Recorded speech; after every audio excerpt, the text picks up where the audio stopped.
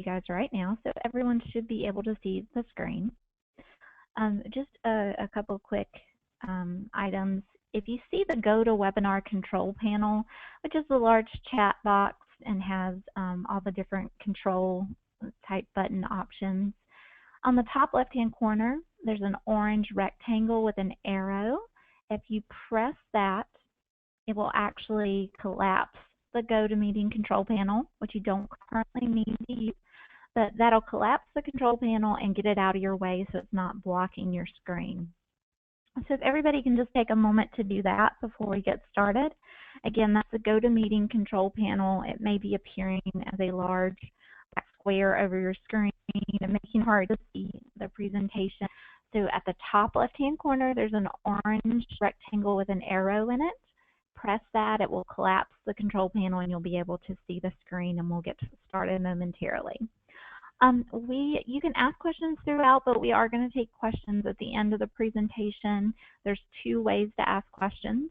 You can type a question into the control panel that you just collapsed. You can pull that back up and type a question into the chat. You can also, beside your name, you should see something that looks like a little hand.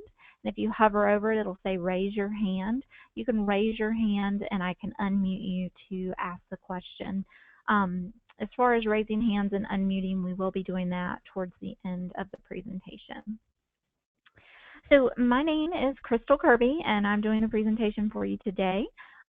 If you are familiar with housing.lacity.org, you know it's a completely free service for people to list their properties on. Because you guys receive funding for your properties, you are required to list on the website.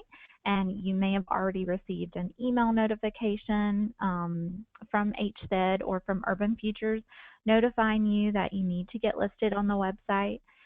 Or you may have also received a call from our call center team already trying to connect with you and get you registered and set up with your property listings on the website. Now, if you receive those communications, you can just call us back at the toll-free number. Our toll-free number should be on any message that was left for you. It's always on the bottom of the website. Or if you go to the Contact Us tab, you can find the toll-free number there as well. Or you can go online and fill out your registration to get started listing your properties. Now, I do want to point out housing.lacity.org has a sister site for the county called housing.lacounty.gov.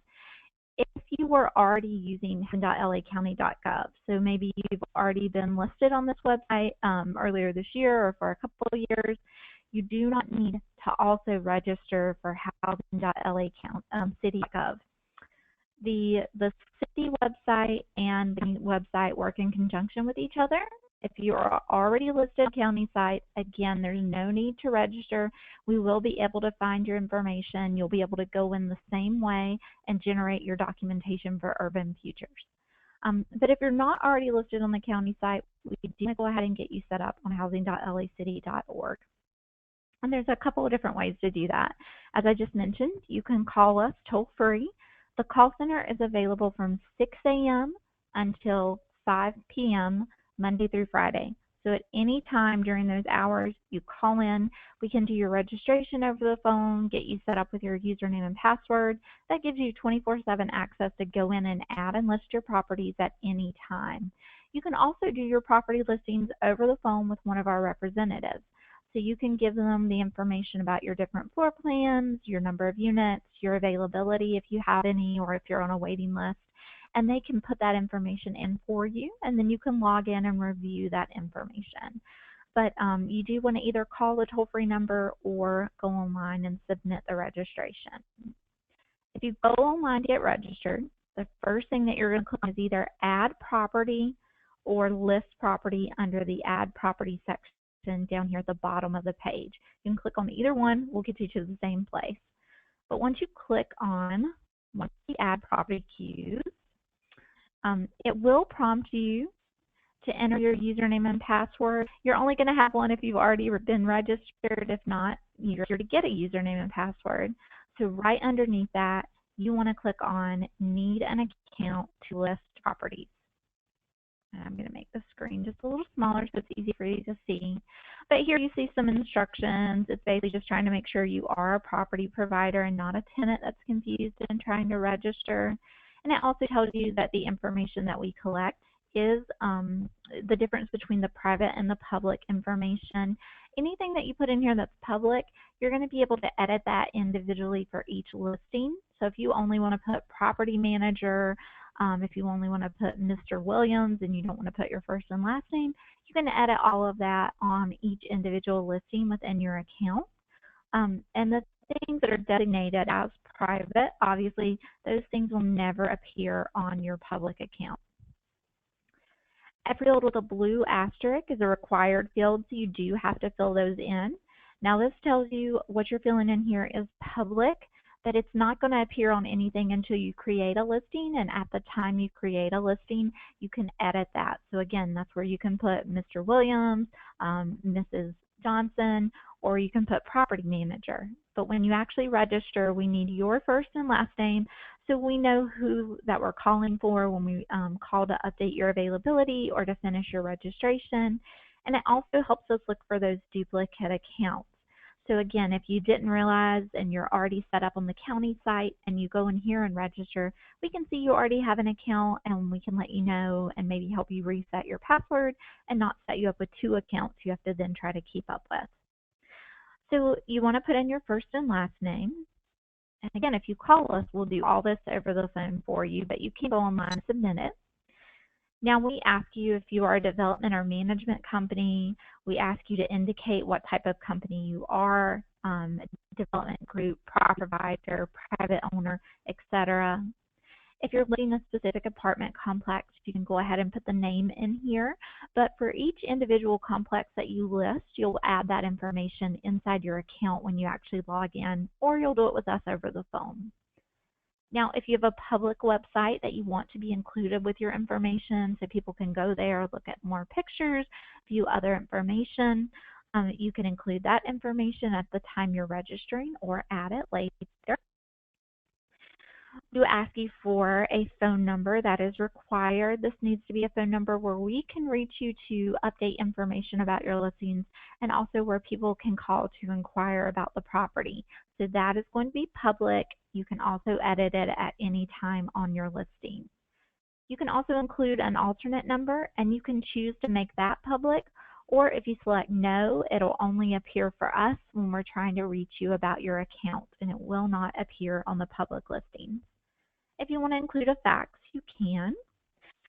And if you can read Spanish, you know, this is an option for you to say if you prefer to be called by one of our bilingual speaking representatives. If you check yes, that's going to pop up in the queue for one of our bilingual reps, and your call will always be handled by one of the bilingual representatives in our call center. Now, it does ask you for a mailing address, and it tells you that this is private. For most of you, this is probably going to be your office address, and it won't really matter much anyway. But this information is not publicly displayed on your listing. And actually, as part of our contract with HCID and in all of the regions that we serve, such as LA County, we cannot sell, share, or distribute any of your private contact information that includes your phone number, email, or your mailing address. And we don't want to spend extra money mailing things, so we're not going to send you any sort of junk mail or extra pieces of paper. We literally use this as another way to help determine if this is a duplicate account and to keep from setting those up. Now, under the email section, you have the ability to list private email. Again, this would be for our use only, or a public email, or both. Now, the public email, as it says, will appear on your listings for prospective tenants. Now, when you register, we'll also ask you a couple of different questions about your policies and if you're available to take Spanish phone calls, if you require a criminal background check or a credit history check, if you charge an application fee, and if so, how much is that, if the fee is negotiable, and if the fee is per adult. That information will carry over to your account. You can always update it or change it at a later date, but it is helpful for individuals to see that information up front, and they can also search by some of that criteria. Now down here we ask you, and this information appears on your listings, what sort of documentation you require when someone is actually applying for the property. So this would be anything like photo IDs, verification of employment or income, etc. This information again appears on the listing. That way if someone's really interested in your property, they know what they need to bring with them, and they can go ahead and bring it when they come to look at the site, and that saves them time. They don't have to go make a trip back across town because they didn't have everything that they need to go ahead and submit an application while they're there.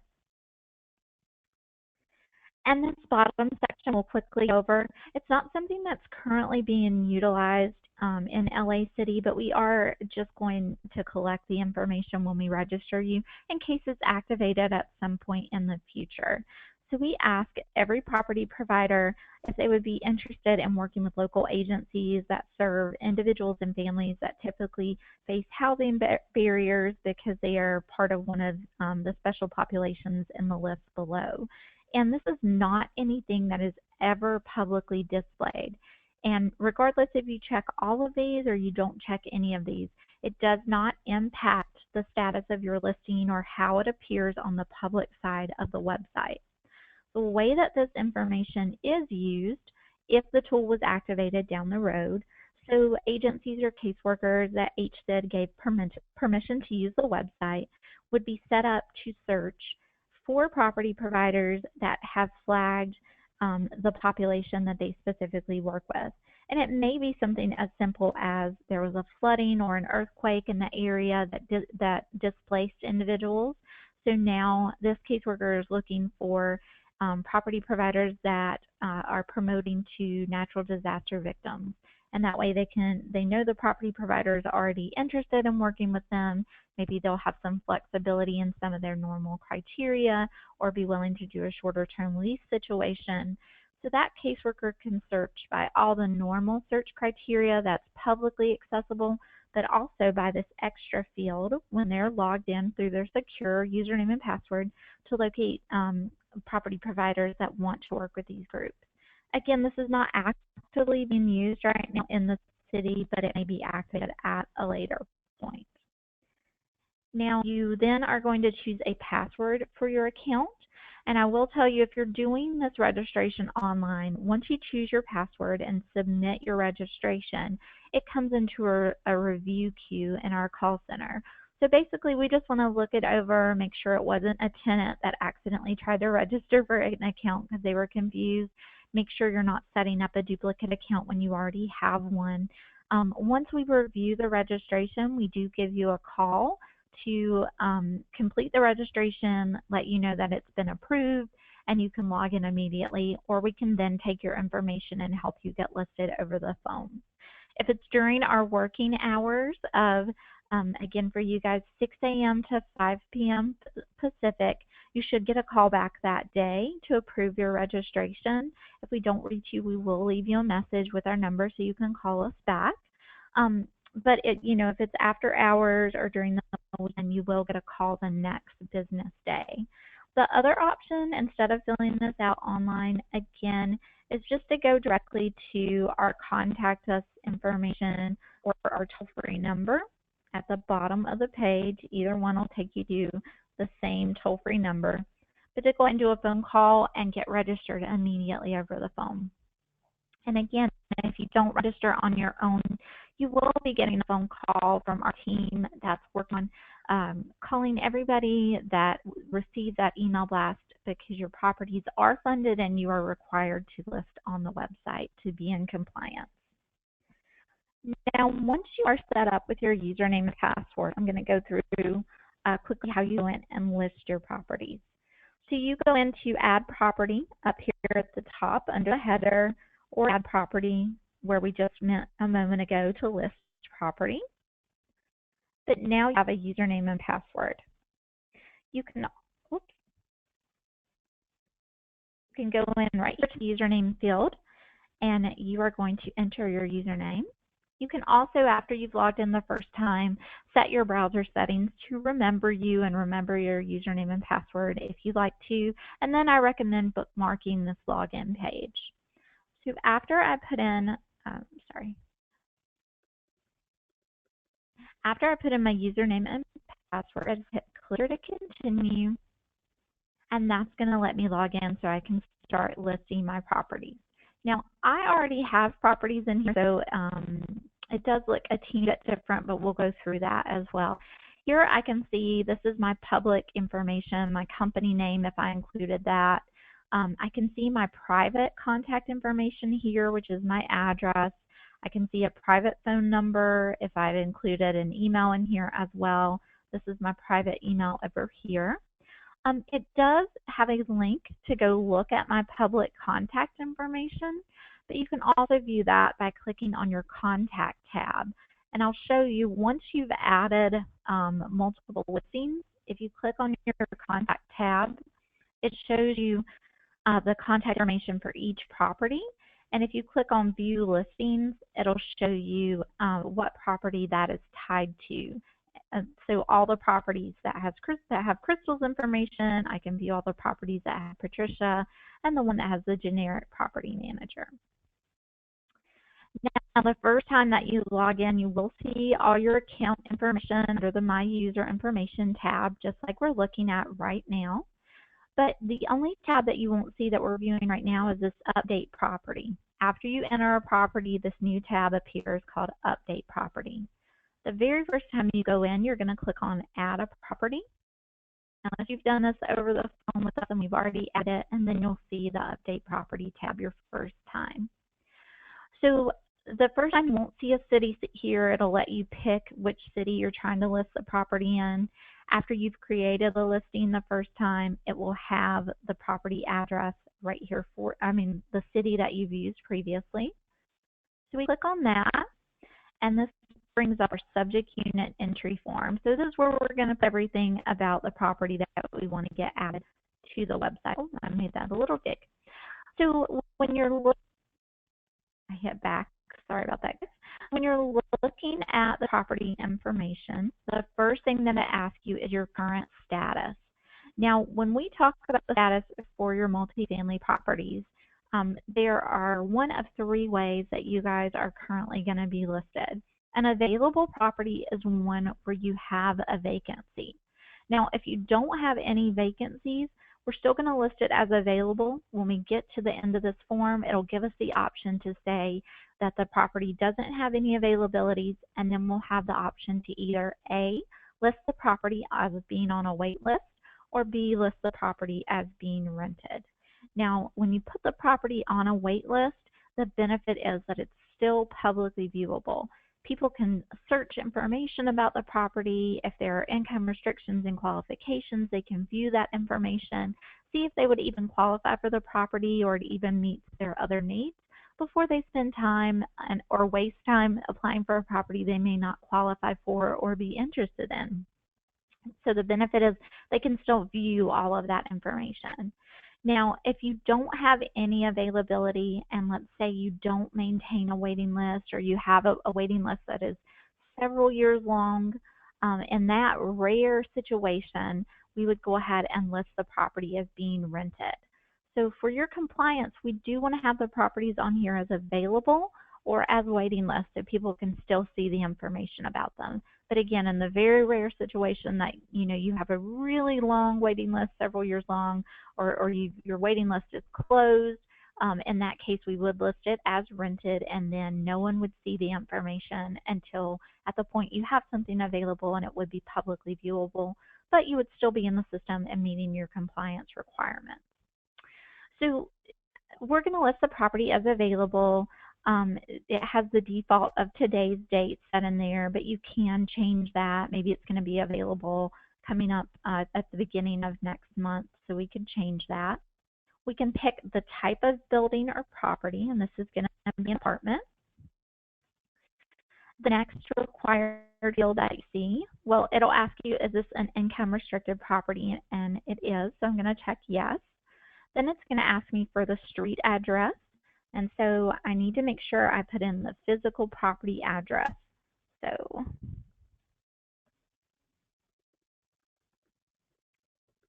and I'm making up one just for these purposes. If anybody happens to be familiar with that area and think that street doesn't exist or something, we're just making it up for today's demo. If you happen to have selected the wrong city, you can always change that from here, and the full list of zip codes for the city is available in the drop-down box. So here it says if you're creating a new complex or multi-unit building, what is the property name or building number? So we want to put the apartment complex name.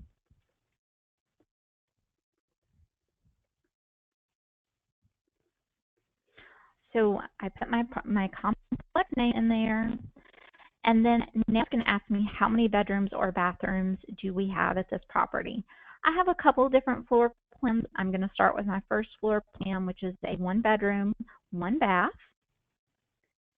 I'm going to scroll down to the monthly rent options. Again, we are happy to do this for you over the phone if you just call that toll-free number, or you can do it on your own. There are 3 options for listing your rent, and you're only going to use one. The first option is if you charge a flat monthly rent. So no matter someone's income, it doesn't vary from individual to individual. Let's say the 1-bedroom's rent for $1,100. That would be my flat monthly rent, and then I could put in my deposit. However, if our 1-bedrooms are on a scale or a range, I could put that in option number 2 for sliding scale, and if that is based on their income, I would select that the rent is based on income. The third option, if your property is based on, the rents are based on a percentage of median income. So we have everything from 20% to 80% in here, and I could go ahead and fill that in. So maybe we have a rent amount at 30%, which is $900, and we're just going to make up some numbers in here. Our 40% is $1,010, and our 50% is $1,200. So once we filled in that information, it's going to ask us about the security deposit, and maybe you have a range security deposit, or maybe you have a basic flat amount security deposit. Either way, we can put that in here.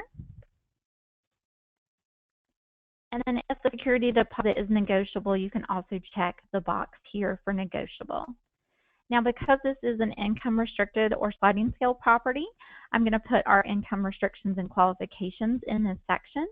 So if you have limits per household size, you could go ahead and fill all of those in here. So if I wanted to say like 1-person household,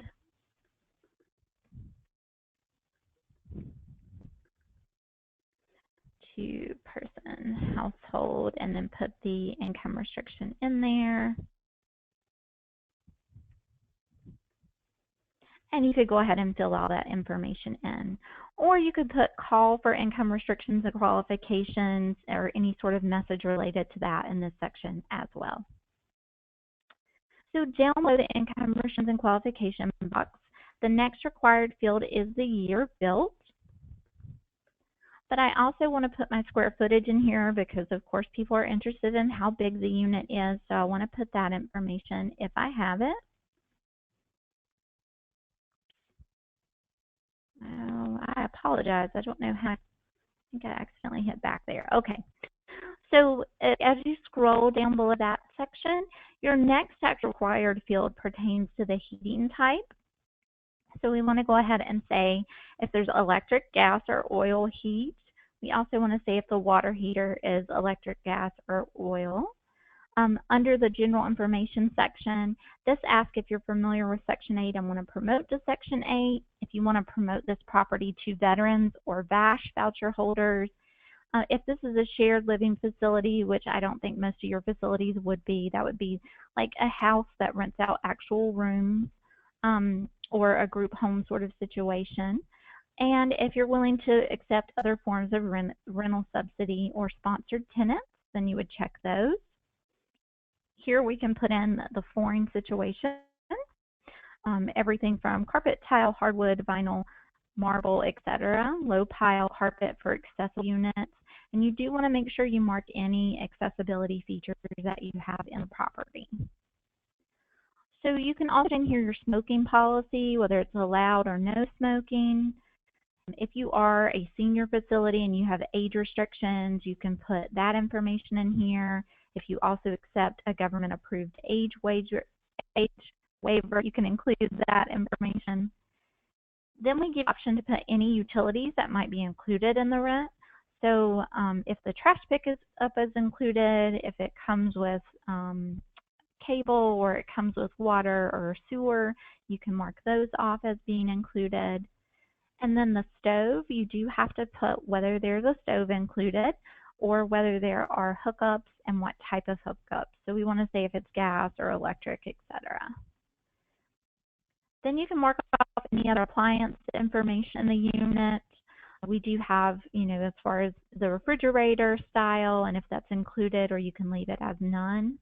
If there is an air conditioner in the unit and whether that's central or window mounted, portable, etc. You can mark if there are washer dryers included or if there are hookups in the unit. The other options are to have a laundry facility in the unit or on site. And you can even designate if you have accessible laundries on site so that someone in a wheelchair or that needs an accessible access to the laundry room could use it. Then if you have smoke detectors and carbon monoxide detectors, we can mark those off. If you happen to have the extra audible versions or with the strobe or the extra audible and strobe, you can mark all of those options off depending on what you have at your location. And the section down here is for other appliances and safety devices. So anything else that might be included, from dishwashers to mini blinds, garbage disposal, ceiling fans, microwave. It also has things like a strobe alarm in the specific unit. If the property has a sprinkler system, and you can mark those off as well. Now the door entryway, that's not a required field. You can let potential tenants know if they enter the unit from the outside or from an interior hallway. And then for the unit entry, you can also mark if you have any steps, if it's a flat entryway, if there's a ramp, or if a ramp could be provided for a cost or for no cost. And you definitely want to mark those off in case someone's doing an accessible search and just needs a flat or no stepped entryway. If you have extra wide doorway or you're listing an accessible unit with extra wide doorways, you can do so by marking that off in this section down here, as well as other information about the access or door of the unit. So if you have the lever style door handles, which are easier to turn, you can mark those off. If there's an entry door intercom, as far as safety features, if there's deadbolts, if there's a peephole, you can mark if there's an accessible peephole. If you have an automatic entry door on your facility, if you have accessible elevators, and if it's a first floor unit, you can mark that specifically as well. Now, these are just some additional property features that may or may not pertain to the property, such as a deck, porch, patio, balcony, etc. Then there's a section on bathroom accessibility features. And later this year, we are going to be developing the accessible housing registry. So you do want to go ahead and list your accessible units in this system now.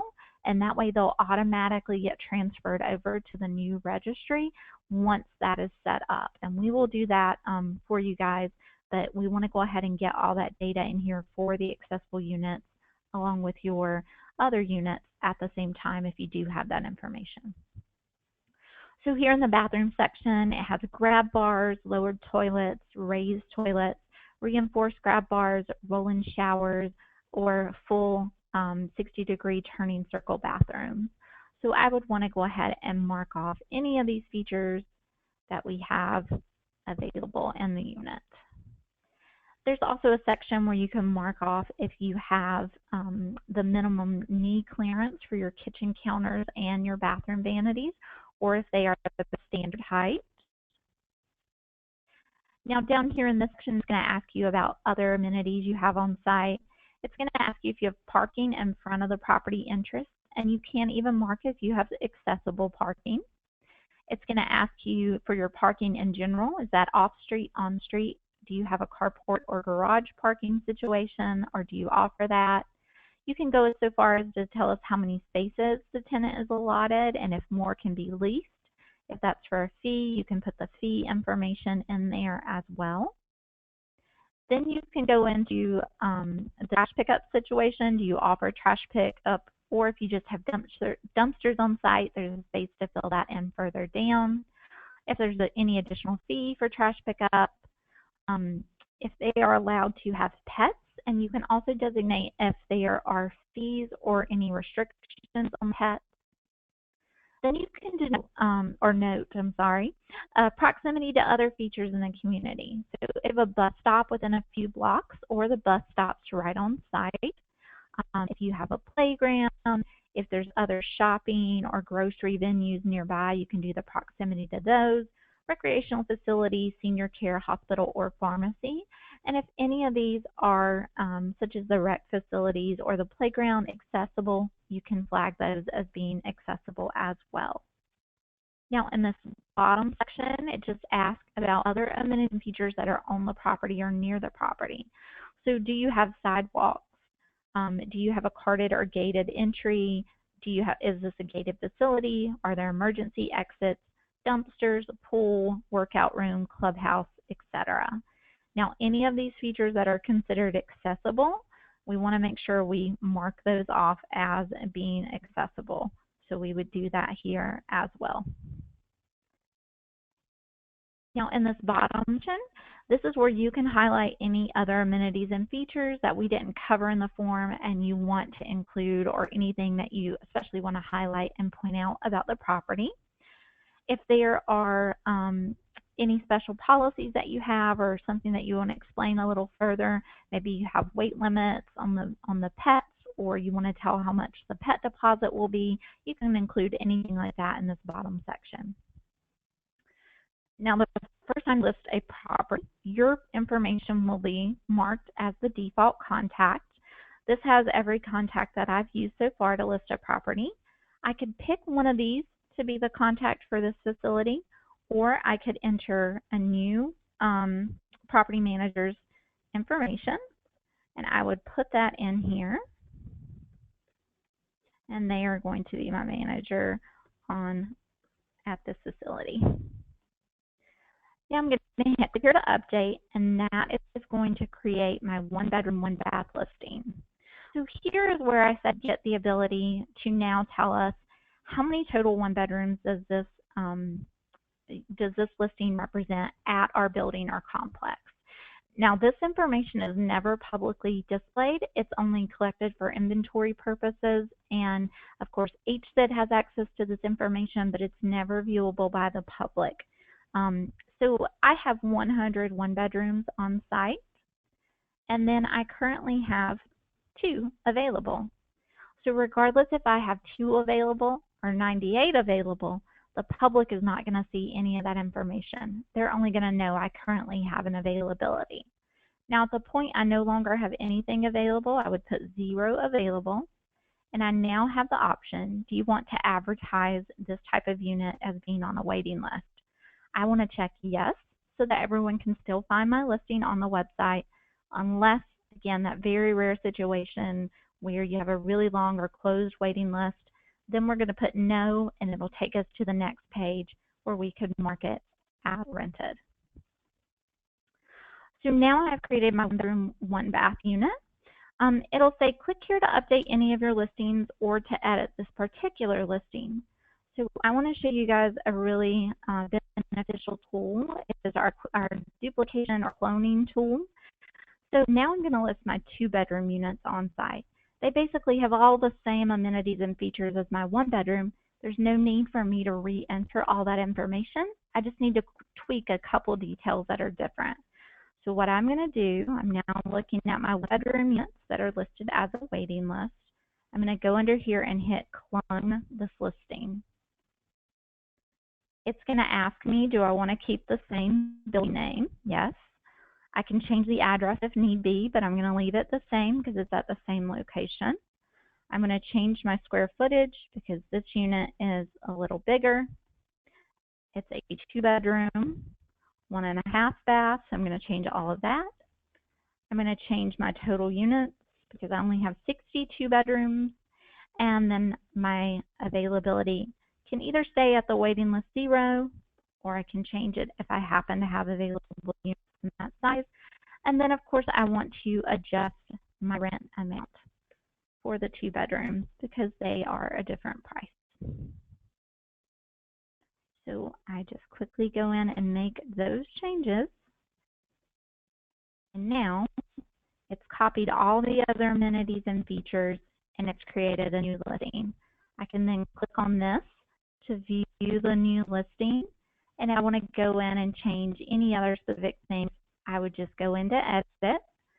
Here is the entire listing that it created for me and copied everything else that we already provided about the amenities and features in the unit and on site. And once you have properties in your account, again, you can click Update Property, and that is going to give you the option to look at your properties by a couple different categories. I can see anything I have listed as rented, listed as waiting list, or available. I can look at them by specific building and complex, or I can click on all my properties.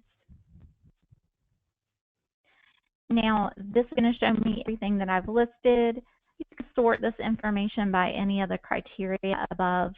It's automatically sorted by the street address. But here I can see all my different facilities.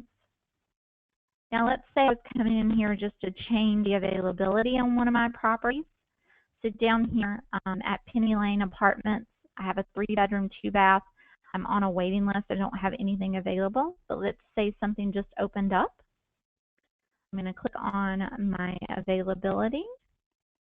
I'm going to put 1 in there. And again, the public never sees these numbers. They only see your property listed as being available or as being on a waiting list. Click here to continue. And now I have created an available listing. I could go into that, or I could go back here to look at any of my different properties. Now, when you guys are doing your actual generating your documentation for compliance purposes, you want to go into all my properties, and that's going to let you see everything that you have, so you can generate the documentation to show that your properties are listed on the website. Now, for some of you, if you list multiple facilities in your account, I think after 20 or 30 facilities, it starts breaking them into different pages. So it would say page 1 of 2 or page 1 of 3, and we would want to click on all to view all the properties before we go up and do print to create a PDF file of our listings that we can upload for Urban Futures. So I am going to go over here and just show you guys for just a second. A really easy way to get to the documentation that'll walk you through how to upload your listings for Urban Futures. If you're on the home page, where you go to list properties, right underneath there is an easy to access handout that's always available from the home page for occupancy compliance. So you want to click on that, and it's going to generate this PDF for you. Now you can also print this out or save it to your desktop so you always have it for easy reference, but it is available through the website. This gives you instructions all the way from the beginning. Everything went over about how to register, how to go in and start listing your properties, how to update your properties, and then here is where it goes through generate the print documentation of your listings. So once you log in, you want to click on Update Property. If you can see the screenshot right on here, and I'll make it a little bigger. This is where I was saying you may have multiple pages.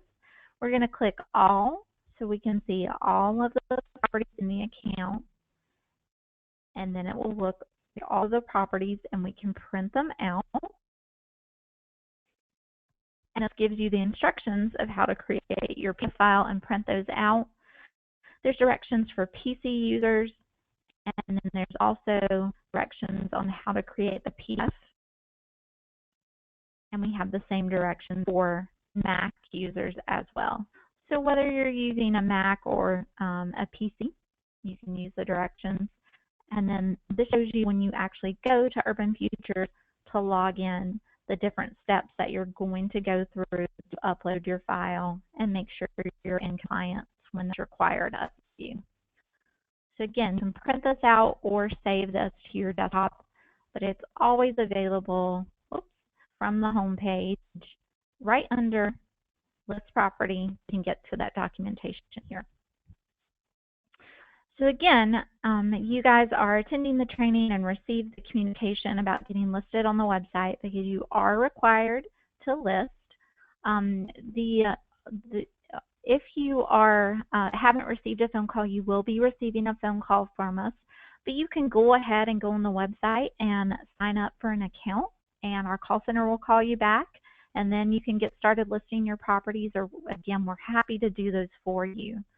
The other option is for you guys to go into our contact information or go to the bottom of the home page and call that toll-free number. If you call that toll-free number, and again, our hours are 6 a.m. until 5 p.m. Monday through Friday, we'll be glad to do a property listing for you. You can call our toll-free number. We'll get you registered over the phone. We'll help you list over the phone as well.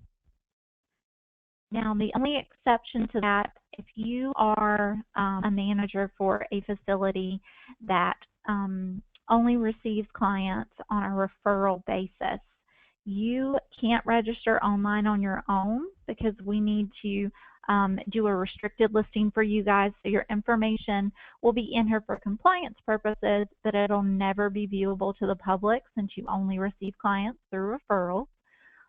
So we need to do your actual registration, and we will be calling you, but instead of you going online, if you want to be proactive and get started, you want to call the toll-free call center and say, I need to get listed for the housing.lacity.org, but I need to have my listings be restricted because I receive clients through referral. And we'll get you set up over the phone for that one. Okay, so now I'm going to open things up for questions from the group. And let's see if anybody has, if you have a question, again, there's a couple different ways to do this. You can submit a question by typing it into the chat box. And the chat box, if you want to pull back up the GoToWebinar control panel, you'll be able to see the chat box. You can type a chat just to me, or you can type it to the whole group. Or if you look at the top of your screen, somewhere on your control panel, there's a little hand symbol, and you can raise your hand, and I can actually unmute you individually, and then you can ask questions. So again, I'm just going to open that up for anybody that wants to ask questions. I'll give you just a minute in case you're trying to get your chat box pulled back up or your control panel, so you guys can type those in there, and we can get started that way. Just a couple quick things to highlight while we're waiting to see if anybody has a question, anybody raising their hand or typing it into the chat box. Again, you can go online and register on your own. If it's between 6 a.m. and 5 p.m. Monday through Friday, you should get a call back the same day. But if not, you will get a call back the next business day. If you want to go ahead and call the toll-free number, you can get registered immediately over the phone and either list on your own, or we're happy to list those for you. But if you are a funded property, you are required to be listed, and you'll need to get your properties in the system so you can generate that documentation when needed for Urban Futures. And again, if you have accessible units, we want to create a separate listing for those and go ahead and get them in here, so that when we create the accessible registry and that's launched later this year, we can seamlessly move your listings over into that system. And if you do have those referral-based properties where you can only get your clients through referral, you need to call so we can get you set up and list your properties where they won't be publicly viewable. I'm not seeing any questions from anybody. Okay, I'll wait just a second more, and then I'll probably close by saying, if you did have a question and for some reason you don't want to ask it right now, or you're looking at the website or doing something later and you think of a question, you can respond to the email that you received to register for this with your question, or you can call the toll-free call center and ask the question as well. Oh, I see someone raising their hand. Okay, hold on just a second. Beatrice, you should be unmuted so you can ask your question. Okay, so I entered my question, but for some reason you didn't see it. I manage different properties, and I'm responsible for entering the properties on the website. The only thing is that there are different programs requirements for the facilities, and some of them are for our Teleco residential management, and the other ones are for the property management side of the company. So it's when I enter a property, for instance, some of the properties, if the applicant calls the manager cannot, the manager does speak Spanish. For another property, the manager does not. When I enter the info, it says all of them says we speak Spanish. Oh, okay. I mean, we do get like if the manager gets the call, they will refer them to us so we can, talk to the applicant.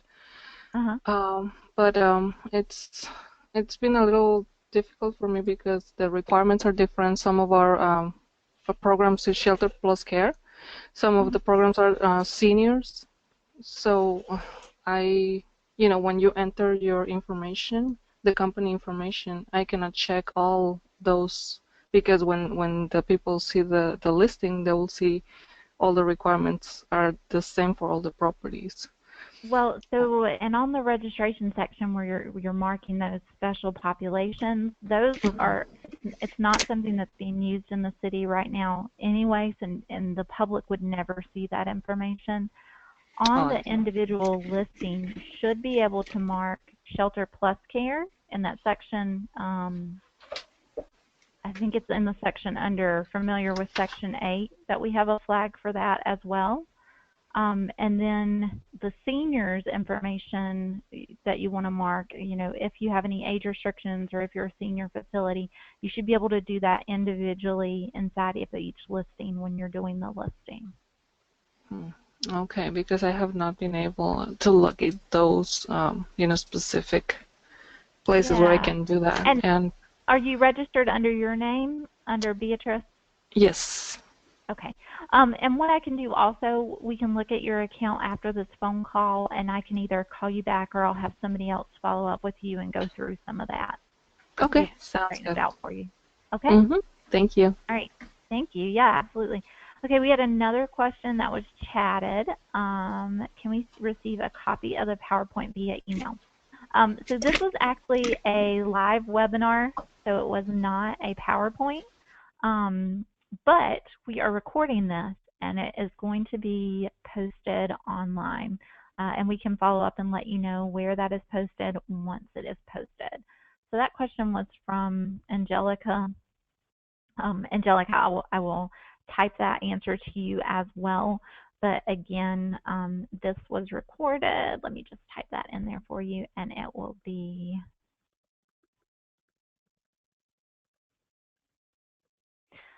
yes. So this was recorded, and it is going to be shared online. Okay. Well, let's see. Oh, that was just a comment. Thank you, Lashana. I'm glad you enjoyed the presentation. So that's going to do it for us today. We don't have any other questions. Again, if you think of something later or you have a question, you can respond to the registration email for the webinar, or you can call the toll-free number and ask the question through the call center as well. Beatrice, I will have someone follow up with you directly. And again, for everyone else, we did record the webinar. They will be posting it online, and we will share information with you guys of where that is being posted. And thank you guys for taking the time to attend today. We look forward to assisting you with getting registered and listing your properties on the website. Thanks, and have a great afternoon. Bye-bye.